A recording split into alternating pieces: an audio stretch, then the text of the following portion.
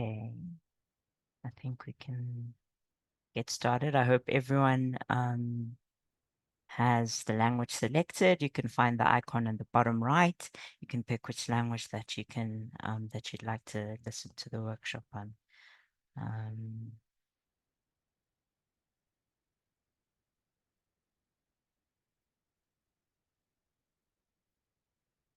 Second.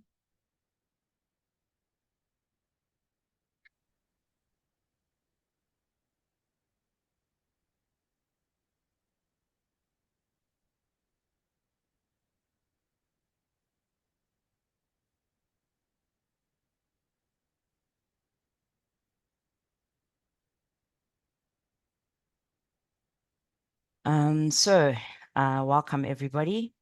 As everyone knows, on the 14th of August, the World Health Organization director determined that the upsurge of Mpox in the DRC and a growing number of countries in Africa constitutes a public health emergency. I think we're already at a time where KP-led organizations, including the partners of Frontline AIDS, need to be engaged in the global response. And we've put this together in an effort to facilitate knowledge sharing and capacity strengthening from subject matter experts on Mpox to aid the pandemic preparedness for key populations. And I think with that, I am going to hand over to our facilitators, Giletso Makofane and Nicholas Diamond, who will introduce themselves and take us through what we will be going through today. Thanks, Sifo. Hi, everyone. My name is Dr. Giletso Makofane. I am an epidemiologist professionally, but I've been in the field of key populations in HIV for about a decade and a half. I also ran an outreach program in a couple of cities in South Africa for gay men, bi men, and other men who have sex with men. So a lot of what I'm talking about comes from that experience. But it primarily comes from the experience of responding to something really scary in our city, in New York City, among our friends, and kind of explaining to you what we did and why, in the hopes that it inspires conversation and questions. So we're going to try and give a bunch of information and have some discussion at the end. The way things are going to run is we're going to have a pre-test, some questions to kind of see where we're at in terms of knowledge. And then Nick will go into some background about Mpox. I'll talk specifically about our response in New York City, the project, which really had to do with data and making sure that we have the right data to respond to what's happening in our community. Nick will go and talk a little bit about recommendations we have from the work, and then we'll have a discussion. So let's start with the pre-test, and a gentle reminder to please mute if you're not presenting.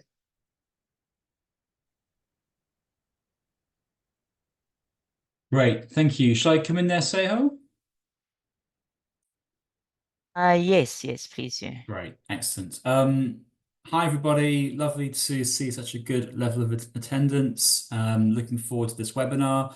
I work at Frontline AIDS with Seho in our monitoring and evaluation and learning team. And as just mentioned by Khalid, so we've prepared a very short survey that we'd really love everybody to just spend 5 minutes completing. It's just designed to help us to get a better understanding about people's pre-existing knowledge and awareness around Mpox, just to help us with understanding how useful these webinars are that we run on a fairly regular basis at Frontline AIDS. So I've just posted the links to the surveys in the chat, and I've just sent those out now. So there's a link to a survey in English, another in French, another in Spanish, another in Portuguese. So I hope that's okay.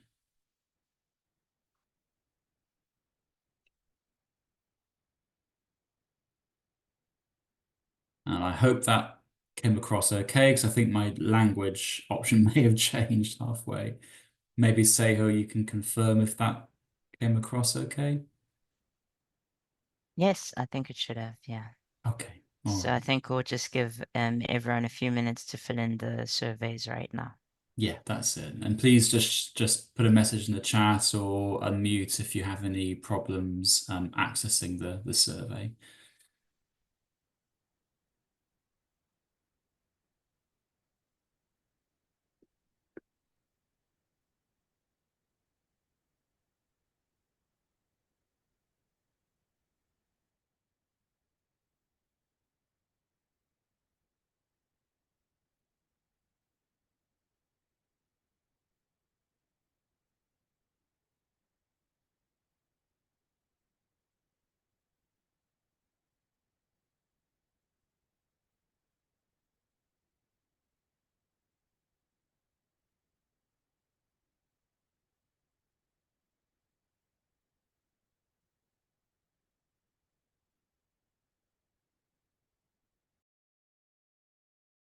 Oh, okay. And please note where it says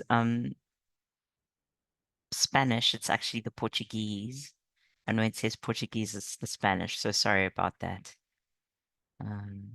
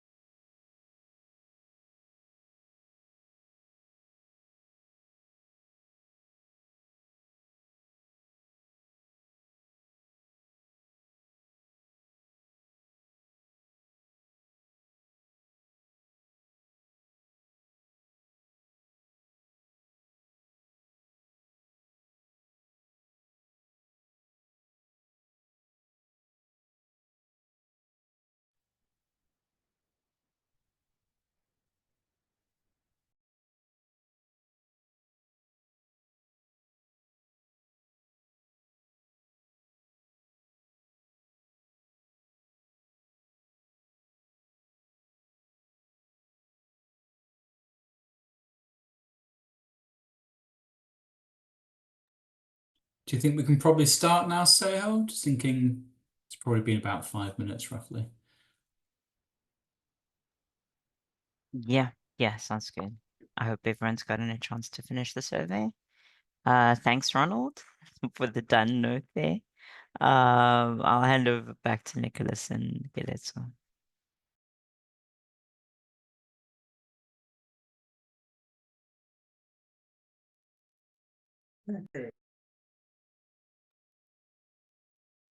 Okay, so if we could move to the next slide, please. So I'm just going to briefly talk about the historical epi of Mpox now that we've entered this public health emergency. We can move to the next slide. So what is Mpox?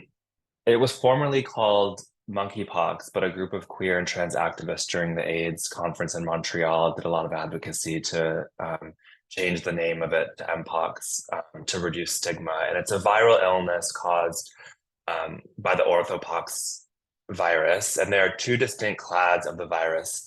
Clades 1, which have subclads 1A and 1B, and then clade 2, which has subclads 2A and 2B.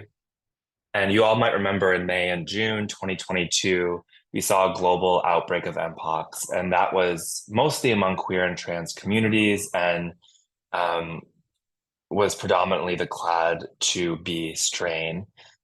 But in August 2024, as was mentioned in the introduction, the World Health Organization and Africa CDC recently declared Mpox a public health emergency because we've seen new cases of new strains surging across the continent. Next slide. What are some of the signs and symptoms? Common signs and symptoms are a bit flu-like, right? With these fevers, headaches, muscle aches, backaches, low energy, swollen lymph nodes. But really the hallmark of Mpox infection are these skin rashes and these mucosal lesions, which you can see on some of these photos here from the New England Journal of Medicine.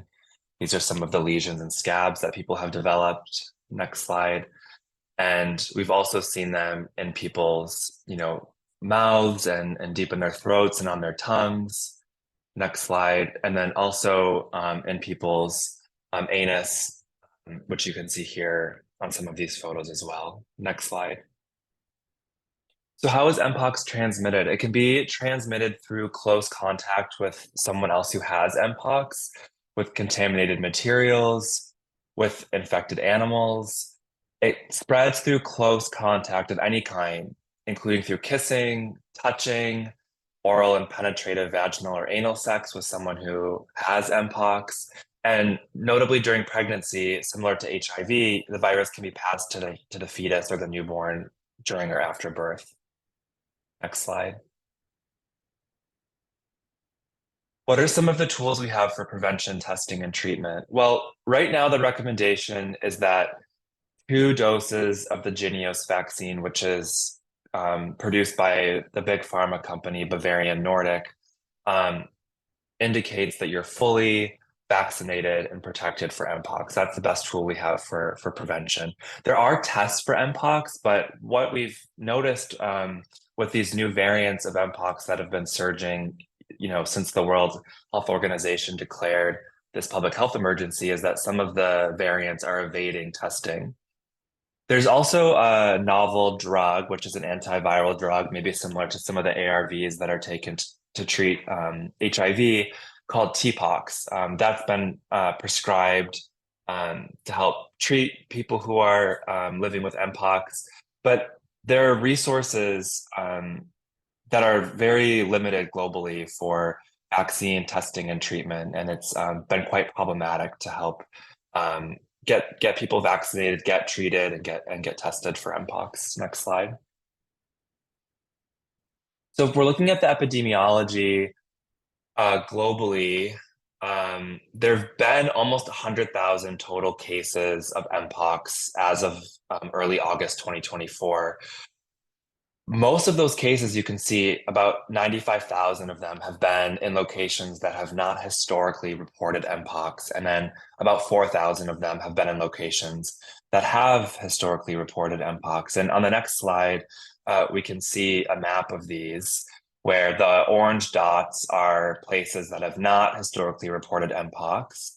And the blue dots, mostly in Western and Central Africa, are cases of Mpox that have historically reported. Next slide. So now I'll pass it back over to Coletso, who's going to talk about Respond MI as a case study. All right, thanks, Nick. So this is going to be kind of a rough account of what happened in the summer of 2022, which for me began with a question online with friends, with James Krellenstein actually, noticing that there was a surge in Europe. In New York, we hadn't experienced a surge yet. There were no cases that were reported in the US, in fact. And we were worried that that it's going to arrive because Europe and New York are connected. The whole world is connected through sex. So we worried that's going to arrive. And James knew from doing COVID work that the platform we have for testing that would have been used for Mpox was too slow. It would have taken a lot. So for example, the process in the US would be that you your doctor gets the test from your local Department of Health, which already changes how usually the clinical interaction goes. And then the Department of Health takes a specimen. The specimen is sent to another city, I think to the CDC in Atlanta, which is where the testing actually occurs. And then you get the result. And just the way that system is so cumbersome that we knew there would not be access to testing, which is the first problem to attend to, because testing is also the thing that allows us to know how big the outbreak is, where it is, who's it's affecting, and how to respond. So the situation was that we had this novel infectious disease. We weren't even sure that it's transmitted by sex. There were no plans to collect additional data in the community that we knew of, so we felt compelled to come up with a plan. We knew there was limited vaccine, so even if vaccine arrived, it wouldn't be enough for everyone, so it would be very important to use it strategically. And so that's what we did with the data collection effort. And we also knew that there's an outdated understanding of sex. Since hookup apps have allowed people to form groups, for example, and chat in groups on Grindr, for example, people have organized group sex differently. It's no longer the case that you have to go to these 5-6 public venues. Like in New York, there's a place called the Cock, the Eagle, places where people go and have sex on premises. We knew that is only, we guessed that that's only a minority of the sexual activity that happens that's like that, and that we were trying to figure out whether that hunch was true and to what extent it's true. So the first thing we did was actually to think about the communication around the study recruitment, making sure that people engage with our study, trust us to collect data, trust that we are thinking about their best interests, trust that we're protecting their privacy. And we needed to do it quickly. So we approached a marketing agency, which helped us to create everything that was public facing. And what we went to the marketing agency with is these requirements. We wanted a name and a design, a kind of design concept that would be consistent throughout, which you'll see in this section of the presentation. These slides are in that design. And we wanted a name that conveys rigor, that builds trust, and that can change with a changing situation. Remember, we didn't know exactly what Mpox, monkeypox at the time, was and how it would play out. It was presenting on the body in a new way, and we didn't quite know yet what we were going to learn about it. And then in terms of design, we wanted something that would build trust. It had to be beautiful. It had to stand out in a crowded online space. People are online all the time, and we're competing with everyone, including brands that use marketing professionally. So we really kind of wanted to make sure that we put something out that people are attracted to, that is beautiful. And that sounds trivial, but I think it was actually the most important thing that we did that helped to ensure success. Sorry, I think there is someone who is not muted, and it's kind of a little bit distracting. If you could mute, please. Okay, so then we had that idea. We had no funding, which is another part of the story, is that funders and the institutions we have for responding to illnesses weren't very good at responding to this new illness. And I think that might still be the case, which means we have to think about how to organize ourselves in order to be ready for new illness and for new kind of responses. So part of our effort was to raise funds to pay the people who we wanted to make these beautiful products for us. So we were all over the media about it. I had like media interviews almost every day. It was on TV, it was in the press. But what ended up happening is there was a gap in reasonable discussion about sex in public. Reasonable discussion that does not stigmatize people, that accepts the sex that people want, accepts that even when there's danger, people will have sex, and tries to minimize risk from the perspective of people all kinds of people who are going to say, I don't want to have sex anymore, I don't want to have group sex anymore, and people who are going to say, I need to connect in groups, I need to go out and have fun. in this hellscape of an economy. So I'm going to continue to have sex, and I need some help figuring out how to do it safely.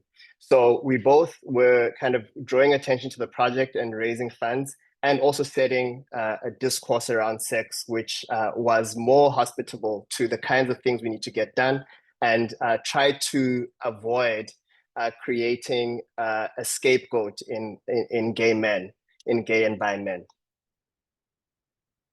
So we had a very big team.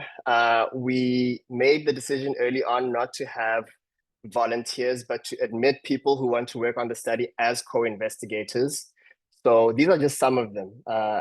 Unfortunately, I am leaving out a lot of people, but we basically opened it up. We said anyone who wants to join as an investigator can join. And different people did different things. There's some people who their job was to invite people to our consultation meetings. There's some people whose job it was to do the questionnaire. There's some people who've just been showing up and asking what I can do every week. And that's what they've been doing, and being discussants as well. The main thing that we did in terms of data, this comes from working as someone who runs programs and is frustrated with data about men who have sex with men that is published in peer-reviewed literature, because it often doesn't tell you as a programmer what to do, or like where the problem is, or how to organize your program to respond to the problem. So the very first thing that we did was design a tool that allowed us to understand where people live, where people have group sex, and ask specific questions about those venues. So the tool that we made, one of the questions, it will start by saying, please indicate all the places where you've had contact in a group setting, contact with more than one other person. And then you tap on the map, it puts a marker, and then it asks you, what kind of place was this? It was a dance party, a sex party, dark room, whatever. And then there's another question that asks whether you had sexual contact there. So that was at the very core of our measurement, was getting a sense of, in the city, where people are having group sex, where people are meeting and having contact with each other, because we weren't sure whether it was just sex or even just brushing up against someone that can spread Mpox. So we did this, and I'm going to present some of the data that came from this. It's a new kind of data. I think I haven't really seen it in peer-reviewed literature. And I'm putting it out there also to inspire people to do similar things. And I'm also open to kind of talking about and supporting people to run similar data collection efforts where they are. So that was one part, was the data. The other part was we wanted to have a consultation early on, because Nick and I were both new to New York and the queer and trans activism of the city and the health activism of the city, even though we've both been involved in HIV for a long time. But consultation was right at the center of this effort. And kind of two things that were concrete that came out of our consultation, which I feel compelled to say, because often people do consultation as a checkbox thing and not like as a thing that can actually help you to do what you're trying to do. But two ways we were helped by consultation is that we started with the idea that we could run the survey in English. And by gathering people, it became clear very quickly that we needed to add Spanish as well, because some people would not be able to engage. And then we started with the idea, because of the reporting by the World Health Organization and others, that this was a problem of gay and bisexual men with cisgender in brackets, with a quiet cisgender there. And it took having trans people in the consultation, specifically Jennifer Barnes, to say, well, how do you know that it's not affecting trans people? Is it like trans people don't have sex with those people that you think are burdened by this thing? And we couldn't answer that question. So we changed the language from cisgender, gay, and bisexual men to queer and trans people, and made sure that we were not just putting that name there, but checking that the questions are appropriate. Jennifer, who criticized us for not including trans people, then joined the investigator team and has really, really helped our thinking in terms of expanding the language and the ideas that we use. We briefed this marketing agency, Burness, to come up with the campaign, which I showed you the requirements a little bit early on. And they came up with a couple of suggestions. One of them we kind of seeded because we had, Nick had suggested using emojis that people use to negotiate sex as part of the communication campaign, to play with those signs that people use, like the eggplant and the peach. So they created a design around that, and then 3 other designs. This design, for example, tackled the idea that it's not just a cisgender problem, that it's a problem across. And as part of our consultation, we kind of presented these. Actually, the marketing agency presented these ideas to all of us, including people who are investigators, including people who were just there for the consultation. And we discussed and we decided on a particular campaign. It was an interesting discussion because we were not just looking at the pictures, but thinking about, well, if we put eggplant in peach, we're saying that this is sexually transmitted. And we are not, for example, indicating through the pictures that you might acquire Mpox by rubbing against someone, by using bedding that someone who's got Mpox has used, etc. So we were having really, really meaningful discussions about every aspect of our communication and having it support what we knew about this illness. By gathering people, we thought we were going to have kind of a consultation that was about the study. But at the first meeting, we learned from the people who attended that there wasn't another space to coordinate action on Mpox from a programmatic perspective, from the perspective of people who have organizations where people are going to come and say, I think I have Mpox, I think a friend has Mpox, what do I do? So they asked us to continue running the space. So we ran a weekly open meeting on Mondays. And what happened as a side effect of the consultation and that meeting is that we would have an update about the epidemiology. We would kind of have an open discussion, and people would share resources that they've built themselves. So, for example, the government was very bad about communicating about resources. Someone made a vaccine locator, so you can put your address in and see where the closest place you can get vaccinated. And then we also had some briefs. We had an open letter to state and city public health officials. We had an open letter to federal public health officials, to the White House. And we also had people create materials that communicate about protecting yourself from the perspective of someone who is in the situation where you are vulnerable to Mpox. So someone who is attending group sex parties, someone who is hooking up, not someone who is going to be told to stay at home and not have sex. And that's the way to deal with the problem. So creating a space and a regular space and holding that space allowed people to problem solve and allowed the program. Our program was just a survey. It expanded the program to a political response, to a health communications response, to a programming response. And to summarize that, we have been in the aftermath of this thing. We've been trying to go over the lessons that we've learned and trying to kind of synthesize them and package them for other people. And I think the 4 main things that we did are these ones. And the 4 main things that I would say a group facing Mpox for the first time in their setting and trying to respond should think about. One is consultation. Making sure that you ask people what they're doing and ask people what they're seeing, particularly what they're seeing, because that's where you get information about where this thing is, who it's affecting, knowing that the testing systems we have are not good enough to detect Mpox and to tell us what's happening. That's why we started this data collection effort. We knew that testing would not be sufficient. The second thing is resourcing. It's making sure that whether it's people or money, or donations. Like we had a donation for the software we used. The license is expensive, it's thousands of dollars. It was donated to us. We had advertising donated by Grindr. We had different kinds of resources that we gathered and that we used in communicating about this thing. So it's very important to put that at the front as well. Like it's not going to happen for free. Like someone is going to have to do work and someone is going to have to pay. So you have to kind of put that up front. The third is surveillance. Because we know that the systems for dealing with health in the queer and trans communities are bad, just to begin with, just kind of in a general way, and that surveillance and data are also bad, we knew that we had to do our own surveillance, and that was our form of surveillance was this study. But surveillance can also be checking in with all the organizations around you and asking, whether they have members who have what, where they've sent their members, what's happening, whether people can access treatment, whether people can access testing. All of that is surveillance. So it's important to gather and share information in a systematic way. And then the final thing is coordination, which is that none of the organizations and individuals which showed up were capable of doing everything we did together as a group. But all of us had something that we could contribute to build a response.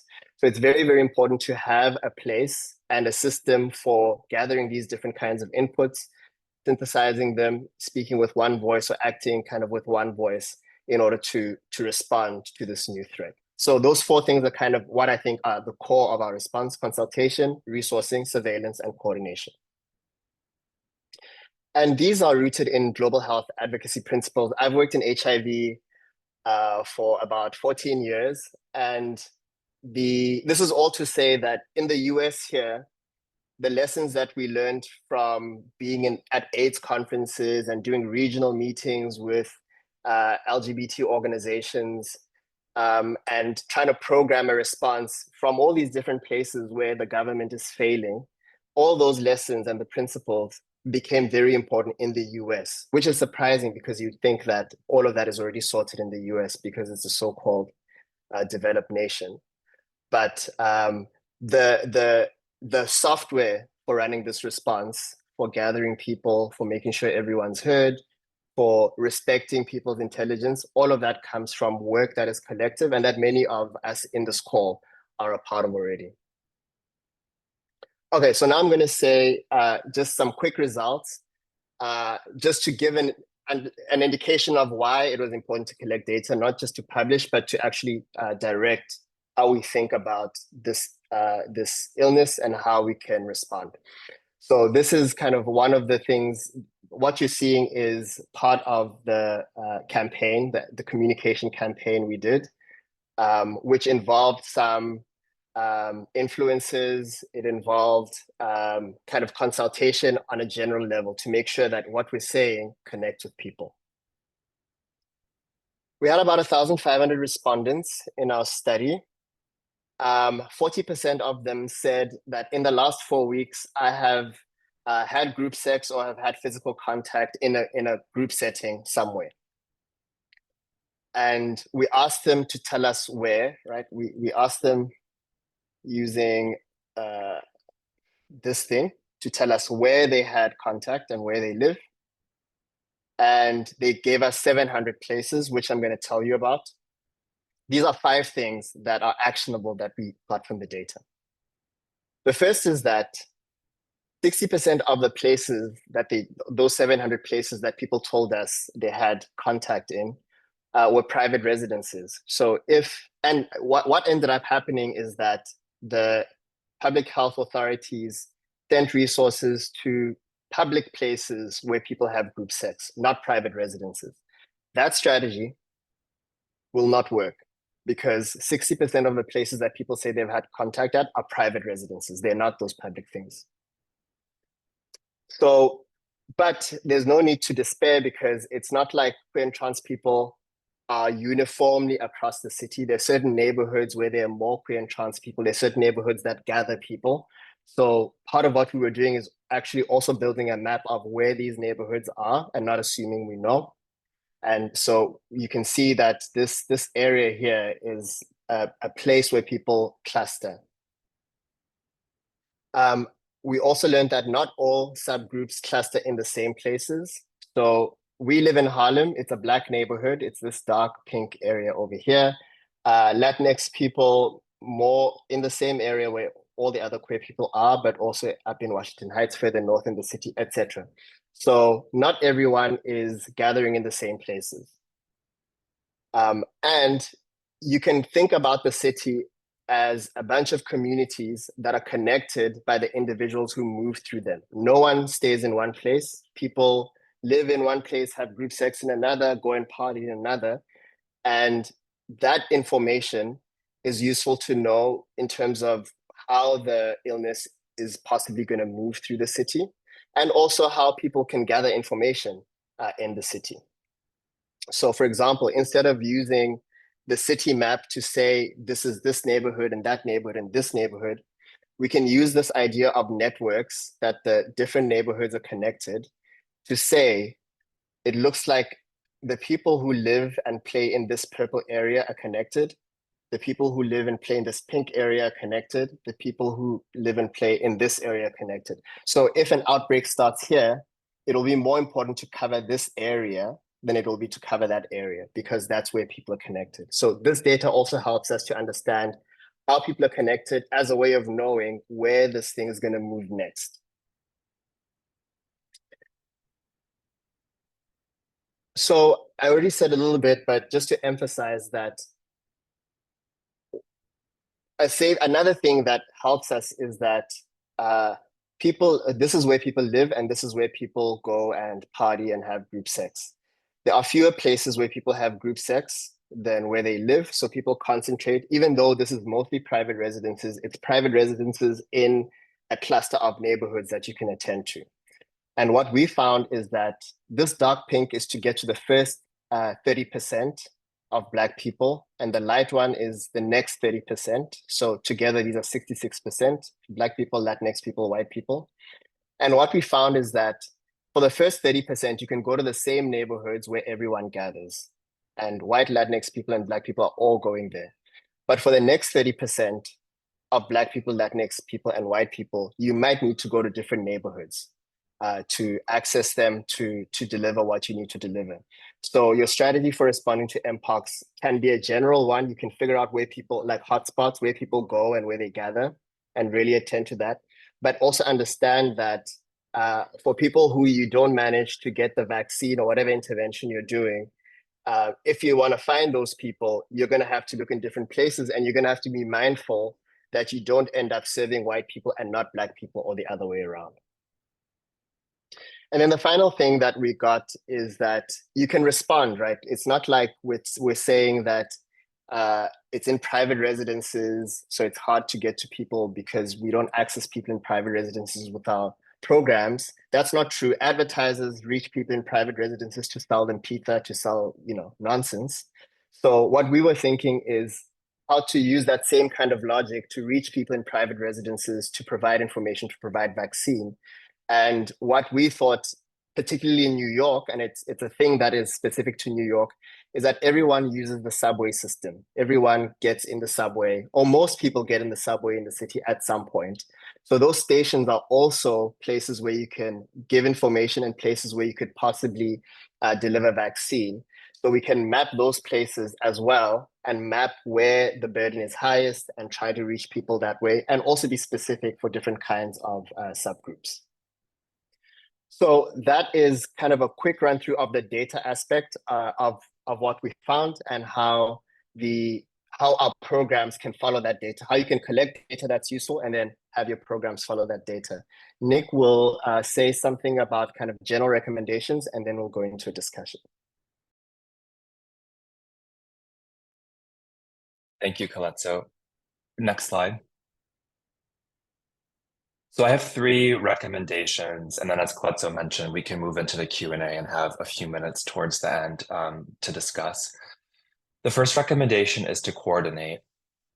Identify someone or another organization who can coordinate AP-led organizations in a weekly call or an in-person meeting. This goes to what Coletso was talking earlier about the community forum that the Respond MI team facilitated. And this is what we largely did in that meeting. We used that convening to share updates on our activities like fundraising, health education, vaccine, testing, treatment, referrals to healthcare providers. Use it to monitor the government's response to Mpox. You can discuss ways to advocate the government for a better response. Conduct outreach to journalists and share press releases to elevate your work or put pressure on the government for a better response in the media. And then you can also join or follow regional and international coalitions. They're just different task teams regionally or within different organizations that are putting together Mpox task teams. The World Health Organization is having weekly calls and meetings and webinars, sharing updates, especially in the WHO Africa region. Next slide. And the second recommendation would be to advocate. So use protests and communications across social media and websites, writing opinions in the press, creating newsletters, conducting press outreach to advocate the governments for a stronger public health response. And then the third recommendation on the next slide, this is just an example of the open letter that we wrote to put pressure on the Biden administration to improve its response to Mpox. But this is an example of advocating in the press and writing, an opinion or an open letter to bolster your outreach. And then the third is to educate. So really thinking about how can we educate LGBTQ and key population communities about Mpox prevention, testing, and treatment. So you can go to the World Health Organization, if you go back just to that slide, to look at the World Health Organization's recommendations and create health education materials for your communities, and making sure to translate those into languages that you need, and coming up with graphic design that speaks to the community so that people are really engaged when they see it and they know that this is coming from a source that they can trust. And of course, making sure that that includes information about vaccine and testing and treatment. And an example of that on the next slide is something like this. I mean, we came up with 6 ways that you could have safer sex in the time of Mpox. And you can see from the picture, these are obviously kind of poking fun at sex with condoms on vegetables, to know that queer and trans people can engage with this resource as a way to learn about how to stay safe when they're having sex. And this was something that we wrote in the press. And then on the next slide, you can see that we partnered with a university to turn those recommendations into graphics that were shared on Instagram, for example. And so some of those recommendations were taking a break from group sex, forming a sex pod. Like during COVID, a lot of us were, only hanging out with people who were, tested for COVID or treated for COVID in our network. So we were reducing our risk of exposure to COVID. So maybe you could just have sex with people in your sex pod who were already vaccinated for Mpox or knew that they were negative for Mpox. And then also practicing really open and honest communication. I think I have this lesion. Maybe we shouldn't hook up right now and I should go get tested or treated first before we have sex. So really practicing open and honest communication. And then if on the next slide, there are 3 more recommendations that we had, considering wearing condoms, wearing more clothing in bars or clubs, because, if you brush up on somebody who has Mpox and you touch maybe one of their lesions on their hand or their arm, you could be exposed. So if you wear more clothing, that might be a way to protect yourself. And then the 6th one was really taking care of yourself and others, and checking in on your friends and your partners to make sure that they're getting tested and that they're getting treated if they're in pain or have a lesion, and really keeping an eye out for everyone in the community. If we can move to the next slide, I think we're happy to open this up to a Q&A. It seems that we have about 10 minutes to take questions from the audience. And if our interpreters want to translate any questions in a different language, we're happy to include everybody in the conversation. And Teho, I know you also had one reminder for the group about links from Frontline. I can also just maybe stop there and let you share any updates for the translations that you all have. Great. So in response to the Mpox being declared a public health emergency, Frontline AIDS has convened a response team, which will bring partners together to share expertise on how communities and civil society organizations can better respond. So if you want to read more about that, I've just dropped the link in the chat.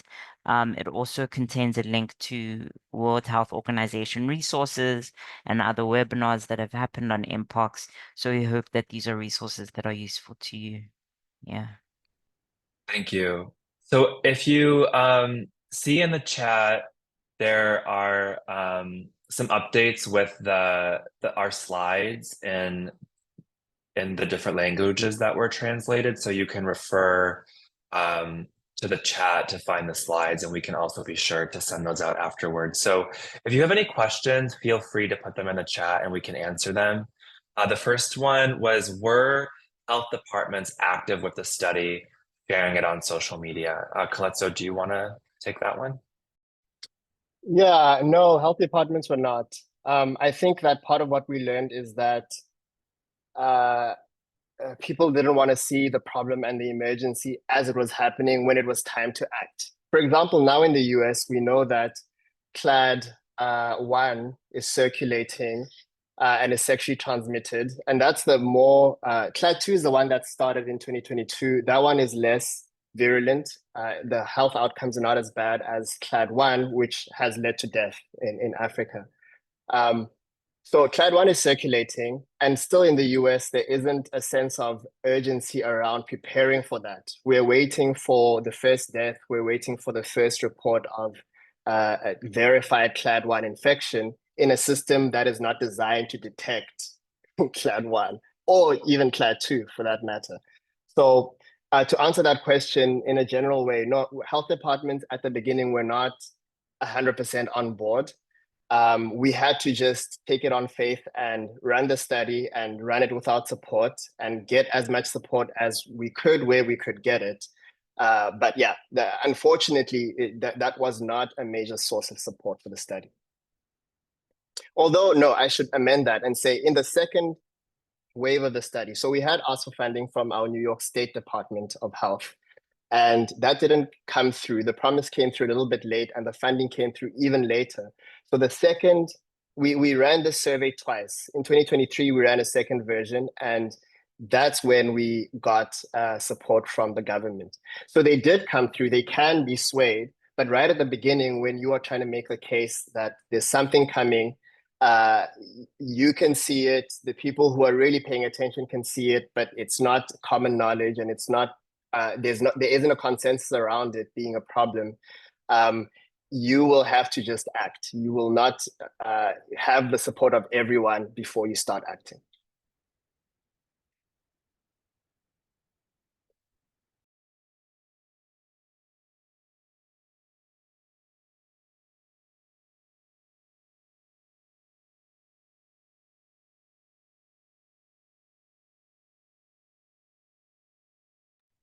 I think that, so there's another question about, there's kind of a question and a comment. There's a question about how did you deal with the stigma and discrimination associated with Mpox, particularly because it came out as a gay disease.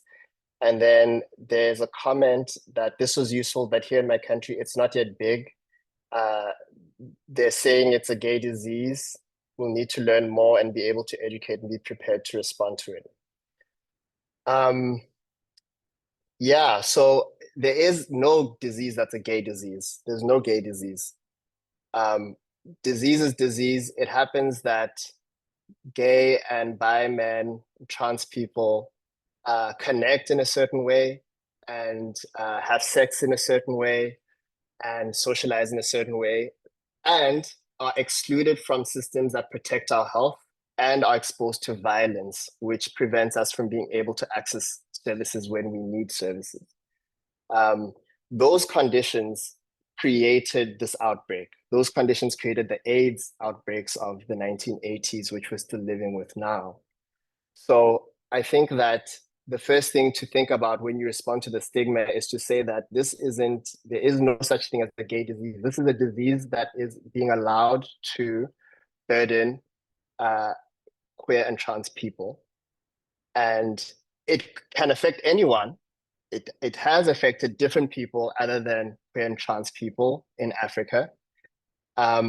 So it's actually of everyone's benefit to attend to it where you see it. And if you see it among gay and bi men and trans people, that's where you need to attend to it. So that's kind of the language that I used. This is part of the language that I used when I was talking about stigma and discrimination. Another thing that I did, and I did it in this presentation as well, is to talk about the sex that people are having, to describe the sex that people are having in a respectful way, in a way that allows people dignity who are listening to you and who see themselves in the sex that you're talking about, which is to kind of emphasize that we all do different things with our bodies. We don't all understand what the other people do. I don't understand American football. I don't understand heterosexual sex. There are lots of things I don't understand. It's none of my business. But if someone comes to me, I'm a public health professional. If someone comes to me or a group of people whose sex I don't understand, we need help. My duty is to provide the help. You have to ask yourself whether people who you don't understand or who do things that you don't understand or possibly things that disgust you, you have to ask yourself whether those people deserve to be alive and whether they deserve to be without pain. And if your answer is yes, then you have to act.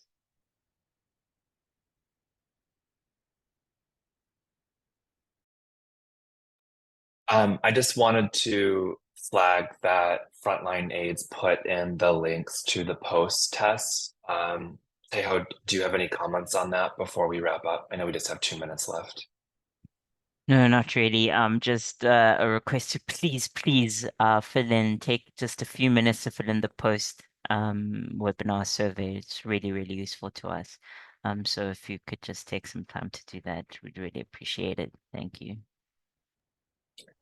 Are there any other questions in the chat? Feel free to post those. If not, I think we can wrap up, and to say that we'd like to thank so much Frontline AIDS for having Control F facilitate this workshop today and share some of the lessons learned from the Respond MI team's work. And Kaletso had just put the final slide up with our contact information. So feel free to visit our website. I can put it in the chat again here.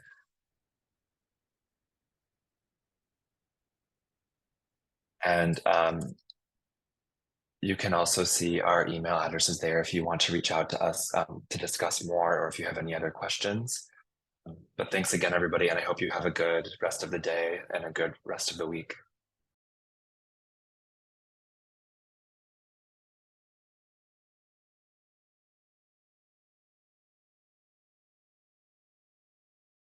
Great. I've also just dropped my email in the chat in case anyone wants to get back to us about our Mpox response work. But thank you so much for everyone for attending the workshop. Thank you for your time and your energy, and I hope that it was useful for you. And please remember to fill in the post-workshop survey. Thank you so much, everyone. Bye.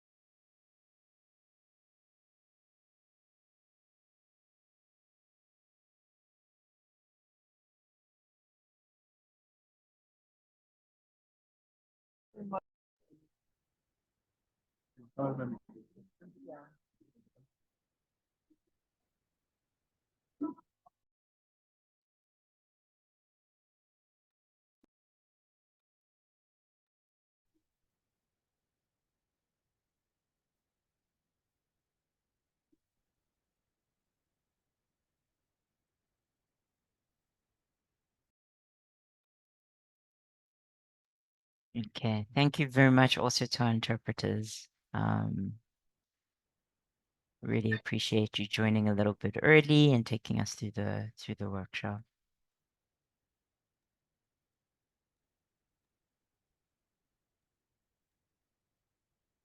Okay. Cheers, everyone. Yes, thanks. Bye. Thank you, Ashleen. Bye. Welcome. Talk later. Bye.